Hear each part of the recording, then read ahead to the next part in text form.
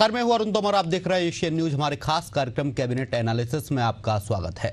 इस कार्यक्रम में हम आपको उन महत्वपूर्ण फैसलों की जानकारी देंगे जो देश के अलग अलग राज्यों की कैबिनेट बैठकों में लिए गए हैं। आज हम बात करेंगे राजस्थान और बिहार की कैबिनेट बैठक की। इन बैठकों में किन योजनाओं को मंजूरी मिली, किन मुद्दों पर चर्चा हुई और इन फैसलों से आम जनता को कैसे लाभ होगा। आइए सबसे पहले बात करेंगे राजस्थान की।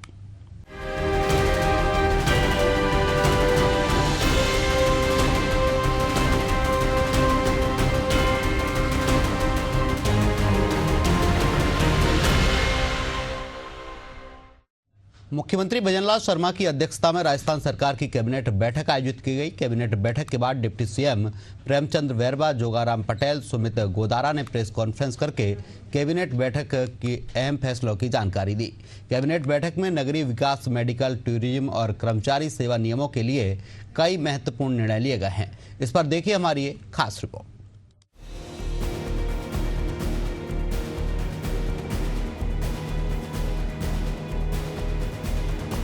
राजस्थान कैबिनेट में पास हुए प्रस्ताव।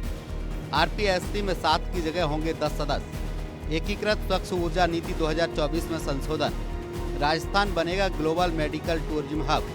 टाउनशिप पॉलिसी 2024 को मंजूरी। ऊर्जा क्षेत्र में ज्वाइंट वेंचर से निवेश। प्रक्रियाधीन भर्ती में 100% तक रिक्त वृद्धि। सीएएस के लिए रिफ्रेशर कोर्स की छूट बढ़ी। विविध सेवा नियमों में संशोधन को मंजूरी। दिव्यांग कार्मिक के आश्रित को विशेष शिथिलन। 3 महाविद्यालयों के बदले गए नाम। मुख्यमंत्री भजनलाल शर्मा की अध्यक्षता में कैबिनेट बैठक आयोजित की गई, जिसमें राजस्थान की प्रशासनिक और विकासात्मक योजनाओं को मजबूती देने वाले कई बड़े निर्णय लिए गए। इन निर्णयों में राजस्थान लोक सेवा आयोग आरपीएससी में सदस्यों की संख्या बढ़ाकर 10 करने, मेडिकल टूरिज्म को बढ़ावा देने के लिए हील इन राजस्थान नीति 2025 लागू करने, एकीकृत स्वच्छ ऊर्जा नीति में संशोधन और टाउनशिप पॉलिसी 2024 को मंजूरी देना शामिल है। हमारी सेवा नियमों में और संशोधन किए गए हैं। उच्च शिक्षा विभाग के अधीन संचालित विश्वविद्यालय एवं महाविद्यालयों में शिक्षकों की नियुक्ति एवं कैरियर एडवांस स्कीम सीसीए के तहत उनकी पदोन्नति को लेकर यूजीसी द्वारा समय समय पर विनियम जारी किए जाते हैं। यूजीसी विनियमों के अनुरूप सीसीए संबंधी प्रावधान राजस्थान शिक्षा सेवा महाविद्यालय शाखा 1986 में शामिल किए जाते हैं और यूजीसी विनियम 2018 में तृतीय संशोधन में शिक्षकों के सीसीए हेतु रिफ्रेशर अथवा ओरिएंटेशन कोर्स करने की छूट 31 दिसंबर 2023 तक एवं चतुर्थ संशोधन 31 दिसंबर 2024 तक बढ़ाई गई है।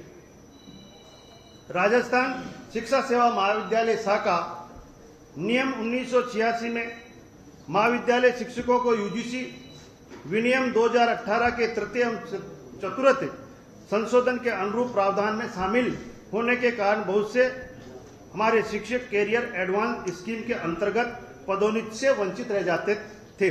राज्य सरकार ने अब यूजीसी विनियम 2018 के तृतीय चतुर्थ संशोधन को इन सेवाओं नियमों में शामिल करने का निर्णय लिया गया है। इससे उच्च शिक्षा विभाग के अधीन विश्वविद्यालय एवं महाविद्यालयों के शिक्षकों को पदोन्नति का लाभ मिल सकेगा।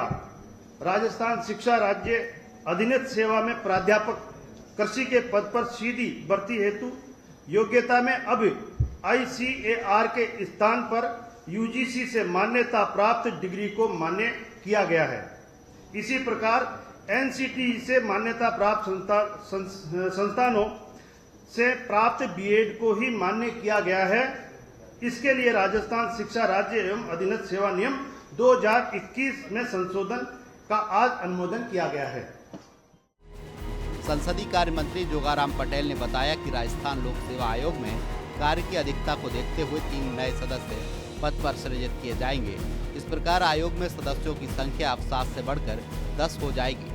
इससे आयोग की कार्यक्षमता में वृद्धि होगी और कार्यों का निष्पादन अधिक सुचारू और तीव्र गति से हो सकेगा।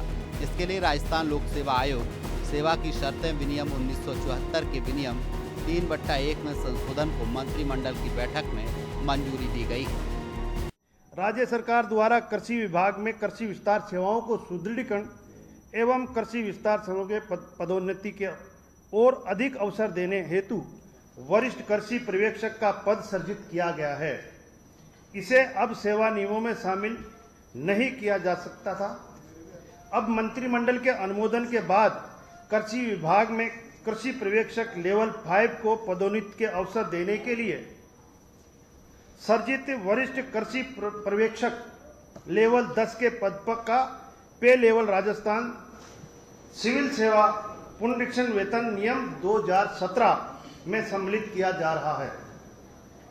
पशुपालन विभाग में पशुपालन अधीन नस्ल सेवा में पशुधन सहायक के परिवर्तन पदनाम पशुधन निरीक्षक लेवल 8 और पशु चिकित्सा सहायक लेवल 10 में परिवर्तन पदनाम पशुधन प्रसार अधिकारी एवं सूचना सहायक सूचना राजस्थान बनवा के लिए किया गया है। उप मुख्यमंत्री डॉक्टर प्रेमचंद्र बैरवा, संसदीय कार्य मंत्री जोगाराम पटेल और खाद्य एवं नागरिक आपूर्ति मंत्री सुमित गोदारा ने मीडिया से जानकारी देते हुए बताया कि मुख्यमंत्री की मंशा है कि राजस्थान को विश्व स्तरीय स्वास्थ्य सेवाओं और आधारभूत ढांचे के साथ एक प्रमुख मेडिकल टूरिज्म हब बनाया जाए। राज्य सरकार द्वारा कृषि विभाग में कृषि विस्तार सेवाओं को सुदृढ़ीकरण एवं कृषि विस्तार सेवाओं के पदोन्नति के और अधिक अवसर देने हेतु वरिष्ठ कृषि पर्यवेक्षक का पद सृजित किया गया है। इसे अब सेवा नियमों में शामिल नहीं किया जा सकता था।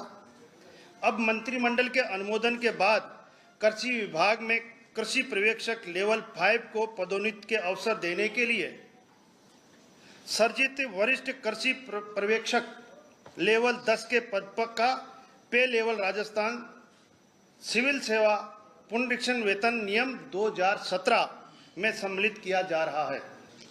उच्च शिक्षा विभाग के अधीन संचालित विश्वविद्यालय एवं महाविद्यालयों में शिक्षकों की नियुक्ति एवं कैरियर एडवांस स्कीम CCA के तहत उनकी पदोन्नति को लेकर UGC द्वारा समय समय पर विनियम जारी किए जाते हैं।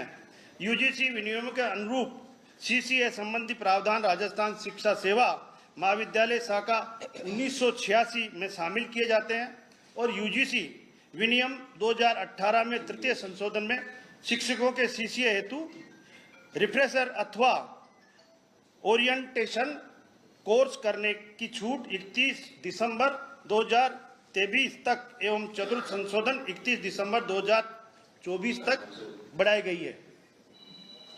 राजस्थान शिक्षा सेवा महाविद्यालय शाखा नियम 1986 में महाविद्यालय शिक्षकों को UGC विनियम 2018 के तृतीय एवं चतुर्थ संशोधन के अनुरूप प्रावधान में शामिल होने के कारण बहुत से हमारे शिक्षक कैरियर एडवांस स्कीम के अंतर्गत पदोन्नति से वंचित रह जाते थे।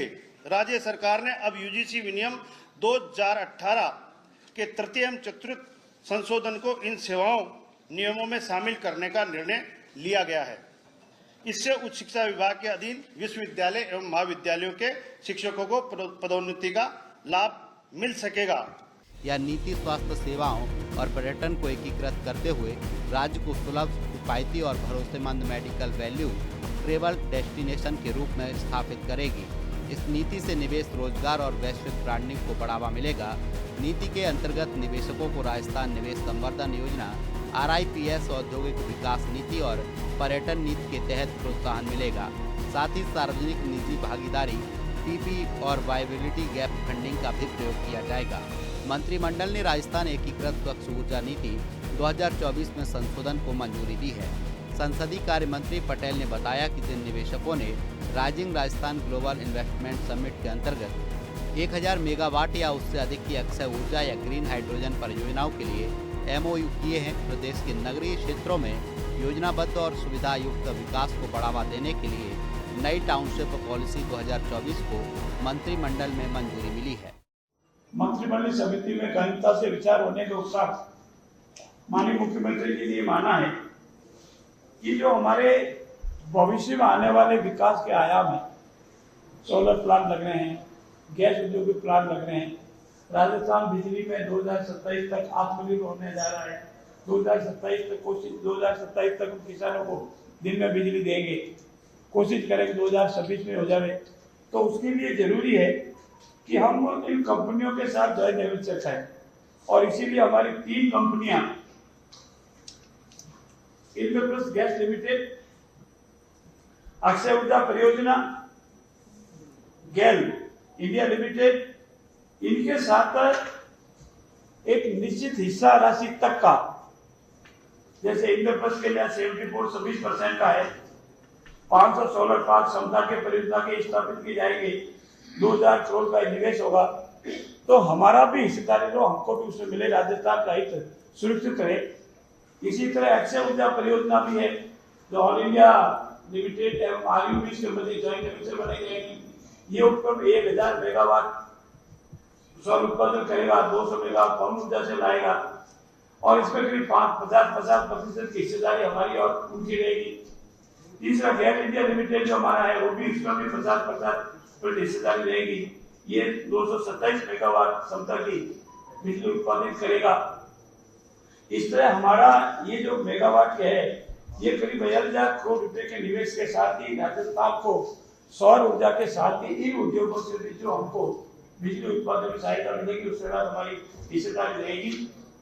इसके अलावा विशेष रूप से आज ये भी हमने निवेदन किया है कि हमारा स्वायत्त शासन विभाग जो है, उन्होंने भूमि आवंटन के कुछ निर्णय लिए हैं, और इसके साथ ही ऊर्जा से संबंधित हमारा राजस्थान जो एकीकृत स्वच्छ ऊर्जा नीति है, ये 2024 में लाई थी, उसका भी आज अनुमोदन हुआ। ये ऊर्जा नीति एम्प्लॉयमेंट पॉलिसी जो पहले हमने 13 पॉलिसी लाई थी और 2 पॉलिसियों का आज अनुमोदन किया गया है। इसमें राजस्थान राज्य ग्लोबल इन्वेस्टमेंट था कि 1000 मेगावाट या उससे अधिक अक्षय ऊर्जा या ग्रीन हाइड्रोजन परियोजनाओं के लिए एमयू किए गए थे, और इनमें से अक्षय ऊर्जा निगम भूमि तज्ञ ने आवश्यक शुल्क जमा कराए जाने पर राज्य सरकार को परियोजना हेतु भूमि प्रावधानों के टैक्स सेट अपार्ट के लिए बनाए गए, उसके आज अप्रूवल किए गए। साथ ही साथ सेट अपार्ट में 1/3 सेक्टरल भूमि के लिए 3 वर्ष के अंदर कम से कम 1/3 सेक्टरल भूमि से बाकी भूमि आपको 7 से 9 वर्ष के लिए अवधि रखी गई है, और ये सब इसीलिए किया गया है कि हमारा ग्रीन एनर्जी, अक्षय ऊर्जा, गैस आधारित, इन सब के आधार पर हम आत्मनिर्भर बन सके, और इसीलिए आज मंत्रिमंडल की बैठक में इतने महत्वपूर्ण निर्णयों पर निर्णय लिया गया है। इस नीति की निगरानी, क्रियान्वयन और समीक्षा के लिए राज्य स्तरीय समिति बनाई जाएगी। नीति में सभी क्षेत्रफल की आवासीय योजनाओं में 7% पार्क और खेल मैदान तथा 8% सुविधा क्षेत्र रखने का प्रावधान है। जोगाराम पटेल ने बताया है कि 8 अगस्त 2024 और 29 सितंबर 2024 को राज्य सरकार और 3 केंद्रीय सार्वजनिक उपक्रमों के बीच MOU की अनुपालना में 3 ज्वाइंट वेंचर कंपनियों के गठन के प्रस्तावों को मंजूरी दी गई है। इन कंपनियों में राज्य सरकार की कंपनियों को वर्तमान परिसंपत्तियों के जरिए अंश पूंजी दी जाएगी। कृषि विभाग में वरिष्ठ कृषि पर्यवेक्षक को अब सेवा नियमों में शामिल किया गया है। पशुपालन विभाग में परिवर्तित पदनाम जैसे पशुधन निरीक्षक, पशुधन प्रसार अधिकारी, वरिष्ठ पशुधन प्रसार अधिकारी, मुख्य पशुधन प्रसार अधिकारी को नियमों में सम्मिलित किया गया है। मुख्यमंत्री नीतीश कुमार की अध्यक्षता में बिहार कैबिनेट बैठक संपन्न हुई। कुल 30 एजेंडों पर मुहर लगाई गई, जिसमें मुंगेर और भागलपुर जिले में गंगा पथ निर्माण और पटना मेट्रो रेल परियोजना से जुड़े फैसले लिए गए हैं। 4 डॉक्टरों को बर्खास्त करने का भी फैसला लिया गया है। मतदाता सत्यापन सूची में लगे BLO और सुपरवाइजर को वार्षिक भत्ते के अलावा 6000 रुपये अतिरिक्त एक मुफ्त राशि देने पर कैबिनेट ने स्वीकृति दी है। बिहार कैबिनेट पर देखिए हमारी खास रिपोर्ट।